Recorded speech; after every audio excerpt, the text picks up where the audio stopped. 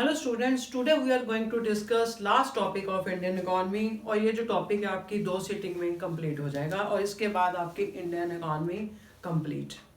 फिर हम जो अपने लेक्चर्स में डिफरेंट जो टिपिकल थोड़े से डिफरेंट टाइप के क्वेश्चन है एनसीईआरटी के, उसको डिस्कस करेंगे और क्वेश्चन पेपर का पैटर्न। ठीक है, तो सबसे पहले जो इंडिया है आपका जो टॉपिक है कंपैरेटिव स्टडी ऑफ इंडिया, मतलब उसकी स्टडी करनी है एक्सपीरियंस की इंडिया की विद इट्स नेबरिंग कंट्री।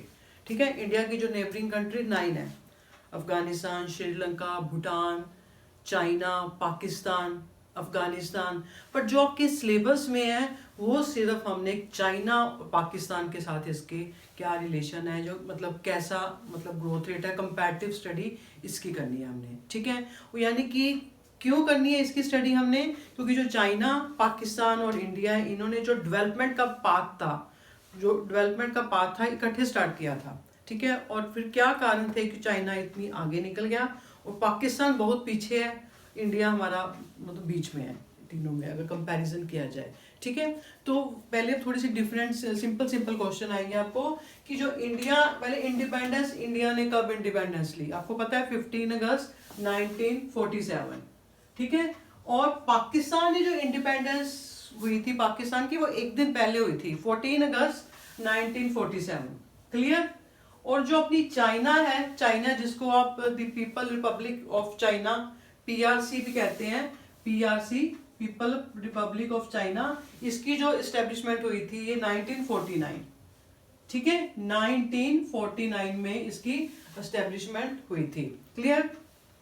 तो इसके बाद आपके पास आ रहा है एरिया वाइज, अगर देखा जाए एरिया वाइज आपके पास जो इंडिया है उसका 7th नंबर है। अगर ज्योग्राफी वाइज देखा जाए तो इंडिया का 7th नंबर है, 7th नंबर पे है, और चाइना 3rd नंबर पे है, और जो पाकिस्तान है वो 36 नंबर पे है। ये आपको बेसिक से नॉलेज आपको होनी चाहिए, क्वेश्चन पूछे जा सकते हैं। ठीक है, फिर अगर पॉपुलेशन वाइज देखा जाए, एट प्रेजेंट जो पॉपुलेशन इंडिया की सबसे फर्स्ट नंबर पे है इंडिया। ठीक है, पहले दूसरे नंबर पे होता था, एट प्रेजेंट आज की डेट में अपनी जो पॉपुलेशन है इंडिया की फर्स्ट नंबर पे है, चाइना 2nd नंबर पे आ रहा है। ठीक है, और ये पाकिस्तान 5th नंबर पे। क्लियर। जो 5 ईयर प्लान थे, 5 ईयर प्लान जैसे हमने कि 1951 आपको पता ही है, अपने जो इंडिया के 5 ईयर प्लान थे 1951 में स्टार्ट हुए थे, और उसके बाद जो चाइना में 1953 में स्टार्ट हुए हैं, और पाकिस्तान के 1956।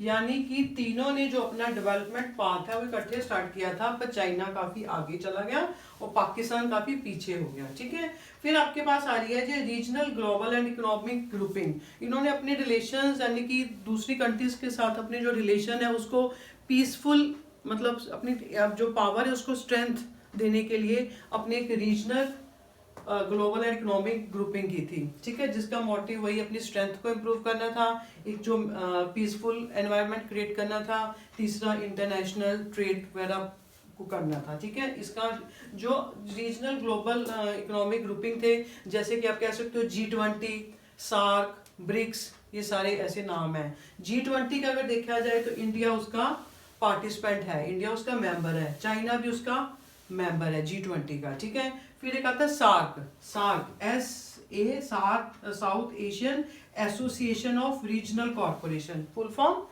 SAARC, full form South Asian Association of Regional Corporation, जो इंडिया इसका पार्ट है और पाकिस्तान इसका मेंबर है। ठीक है, फिर आपके पास आ रहा है ये ब्रिक्स, BRICS, यानी कि Brazil, Russia, India, China and south Africa, ये इसके मेंबर है, यानी कि इंडिया इसका मेंबर है और आपके पास चाइना भी इसका मेंबर है। ये सारी रीजनल ग्लोबल इकोनॉमिक ग्रुपिंग है जो अपने रिलेशन को अपने आप को स्ट्रेंथन करने के लिए, यानी कि जो भी है अपनी जो वॉइस है एक मतलब इकट्ठे मतलब एक रखना, अपने जो कॉमन गोल्स हैं उनको एक मतलब शांत तरीके से उनको मतलब हाईलाइट करना। ठीक है, फिर लैंग्वेज, इंडिया में आपको पता है हिंदी लैंग्वेज है, संस्कृत भी बोली जाती है, इंग्लिश भी बोली जाती है, और चाइना में मेन चाइनीज लैंग्वेज है जिसको एक सिनो ताइवान भी कहते जाते हैं, जिसके अंदर काफ़ी सारी लैंग्वेज आती हैं, और पाकिस्तान में वही इंग्लिश, उर्दू वगैरह लैंग्वेज बोली जाती है। क्लियर। ये आपको थोड़े बहुत सारे क्वेश्चन पता होने चाहिए बेसिक से। इकॉनमी जो जैसे इंडिया की मिक्स्ड इकॉनमी, डेमोक्रेसी है, लार्जेस्ट डेमोक्रेसी है। ठीक है, चाइना में एट दैट जो तब थी कमांड इकॉनमी थी, अब इसकी मिक्स्ड इकॉनमी है। पाकिस्तान में तो मिलिट्री राज था, तो अब ये नो डाउट है ये तीनों मिक्स्ड इकॉनमी है इन तीनों कंट्रीज में, ठीक है। यानी कि हमारा क्वेश्चन है कि कैसे इनका जो डेवलपमेंट पाथ कट्ठे स्टार्ट किया था, चाइना मतलब कैसे काफी आगे निकल गया। क्लियर। अब आपके पास हमने क्या करना है, चाइना में से क्या क्या मतलब क्या क्या हुआ जिसके कारण वो आगे आया। सबसे पहले आपके पास आ रहा है Great Leap Forward, Great Leap Forward, Great Leap Forward में जिसको GLF ग्रेट लीप फॉरवर्ड कहते हैं। इसकी जो डेट है वो 1958, ये डेट आपने क्लियर कट याद रखनी है। और Great Leap Forward full form है, यानी कि चाइना में ग्रेट लीप फॉरवर्ड एक स्टार्ट की गई 1958 में। उसके अकॉर्डिंग क्या था कि हर घर में एक मतलब उसके बैक साइड पे इंडस्ट्री सेटअप किया जाएगा, हर घर की बैक साइड में एक इंडस्ट्री सेटअप किया जाएगा, वो उसकी ग्रोथ रेट को इंक्रीज करने के लिए, ठीक है। और जो गांव थे, जो रूरल एरिया था, वहां पे एक कॉम्यून सिस्टम स्टार्ट किया गया। कॉम्यून सिस्टम के अंदर जो थे ये मतलब लोग मिलके कलेक्टिव इकट्ठे होके फार्मिंग करते थे। कॉम्यून सिस्टम, कितने कॉम्यून सिस्टम थे? 26,000 थे, ठीक है। तो नो डाउट एक बार वहां पे ड्राउट पे आया था चाइना में, जिसके कारण के 30 मिलियन जो पीपल हैं उनकी डेथ हो गई थी, 30 मिलियन। क्लियर। ये यानी कि सबसे पहला स्टेप था ग्रेट लीप फॉरवर्ड 1958 में, हर बैकयार्ड पे घर के पिछले हिस्से में इंडस्ट्रीज की सेटअप करना, और रूरल एरिया में कॉम्यून सिस्टम। फिर आपके पास सेकंड पॉइंट आ रहा है ग्रेट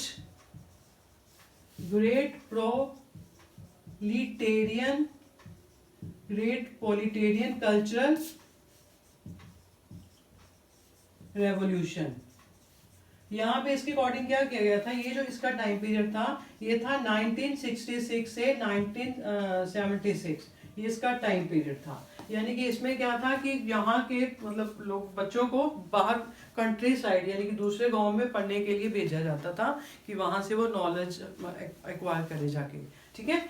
ग्रेट प्रोलिटेरियन कल्चरल रेवोल्यूशन थी, यानी कि इसकी डेट थी 1966 to 76, यानी कि इसमें कंट्री साइड पे लोगों को पढ़ने के लिए भेजा जाता था। फिर आपके पास तीसरा पॉइंट आ रहा है इसका, reform introduce in China, reforms introduce in China, ठीक है। चाइना में रिफॉर्म कब इंट्रोड्यूस हुए 1946 में, सॉरी ये आया आपके पास रिफॉर्म थे जो 5 ईयर प्लान थी आपके पास आई, ये मतलब चाइना में 1953 में। रिफॉर्म्स क्या थे, जो पहले इनिशियल स्टेज थी वहां पे इन्होंने एग्रीकल्चर को इम्पोर्टेंस दी गई। इनिशियल स्टेज पे आपकी agriculture investment sector, investment and foreign trade पे जोर दिया गया, ठीक है। इनिशियल स्टेज पे फॉरेन ट्रेड पे ट्रेड दिया गया, और बाद में इसके वहां पे सेकेंड स्टेज में बाद में इसमें इंडस्ट्रियलाइजेशन पे जोर दिया गया, इंडस्ट्रीज पे, ठीक है। यानी कि जहाँ पे जो हम जैसे कहते हैं कि हमारे यहाँ पब्लिक सेक्टर है, गवर्नमेंट सेक्टर है, वहाँ ये टर्म यूज की जाती है SOE, स्टेट ऑन एंटरप्राइजेस, ठीक है। स्टेट ऑन एंटरप्राइजेस यानी कि पब्लिक सेक्टर, ठीक है। ये आपके रिफॉर्म इंट्रोड्यूस इन चाइना कौन कौन से हुए, फर्स्ट सेक्टर में ये हुए, सेकंड में इंडस्ट्रियल हुए। फिर एक था चाइना में ड्यूल प्राइसिंग सिस्टम के अंदर क्या था, ड्यूल प्राइसिंग सिस्टम के अंदर यहाँ पे एक दोहरी प्राइस प्रणाली थी, यानी कि जो फार्मर्स थे और इंडस्ट्रियल यूनिट्स थे, वो जो इनपुट बाय या आउटपुट सेल करेंगे वो गवर्नमेंट द्वारा फिक्स की जाती थी, ठीक है। जो मतलब ड्यूल प्राइस सिस्टम का मतलब है जो फार्मर्स और इंडस्ट्रियल यूनिट्स हैं वो जो इनपुट बाय करेंगे या आउटपुट सेल करेंगे, वो प्राइस किसका था, गवर्नमेंट द्वारा फिक्स किया जाता था। और जो दूसरे सेक्टर ने कोई इनपुट या आउटपुट बाय सेल करनी है, वो मार्केट कंडीशन द्वारा जो प्राइस फिक्स होता है उसके अकॉर्डिंग थी। Clear. What is dual pricing, farmers और इंडस्ट्रियल यूनिट के लिए अलग प्राइस था, और दूसरे सेक्टर्स के लिए सेल परचेज के लिए जो थे इनपुट आउटपुट्स थे वो इनके मार्केट कंडीशन द्वारा प्राइस फिक्स होता था। फिर एक चाइना में एक स्पेशल इकोनॉमिक जोन ठीक है। स्पेशल इकोनॉमिक जोन की एस्टेब्लिशमेंट की गई, जिसके कारण ये क्या कहते हैं स्पेशल इकोनॉमिक जोन, इसमें क्या था, ये स्पेशल इकोनॉमिक जोन में दूसरे जो फॉरेनर्स या दूसरी कंट्रीज के लोग हैं उनको अट्रैक्ट करना इधर इन्वेस्टमेंट करने के लिए, यानी कि उन्हें स्पेशल एक वो दिया गया स्पेशल इकोनॉमिक जोन, यानी कि बनाया गया कि जिसमें वो उनको अट्रैक्ट करना कि तो अपनी पैसा वो इन्वेस्ट कर सके। SEZ इसको बोला जाता है, short form special economic zone, ठीक है। SEZ स्पेशल इकोनॉमिक जोन इसकी फुल फॉर्म है, क्लियर है। और एक चाइना में एक और भी मतलब वो फॉर्म कह सकते हो आप, one child policy, one child policy, one child policy की जैसे वन चाइल्ड पॉलिसी ये 1979, ठीक है। यानी कि इनके कारण, इसी चाइल्ड पॉलिसी के कारण कि कहाँ पहले चाइना की ग्रोथ सबसे नंबर 1 पे थी, फिर ये सेकंड नंबर पे आ गया, क्योंकि उनको मतलब नेचुरली पॉपुलेशन ज़्यादा है, तो आप मतलब डेवलपमेंट आपका ग्रोथ रेट रुकता है, ठीक है ना। ये सारे पर्पस, ये सारे कारण थे कि क्या क्या मतलब चाइना की तरफ से एफर्ट्स की गई, जो चाइना ने इतनी एडवांस ग्रोथ की गई, ठीक है। ये आपके पास चाइना के, पाकिस्तान काफ़ी पीछे रह गया, ठीक है, वहाँ मतलब ठीक है, मतलब बैकवर्ड इकोनॉमी कही जाती है उसको।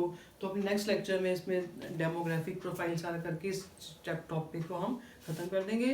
तब तक आप इसको फर्स्ट लेक्चर को प्रिपेयर कीजिए। Have a nice day.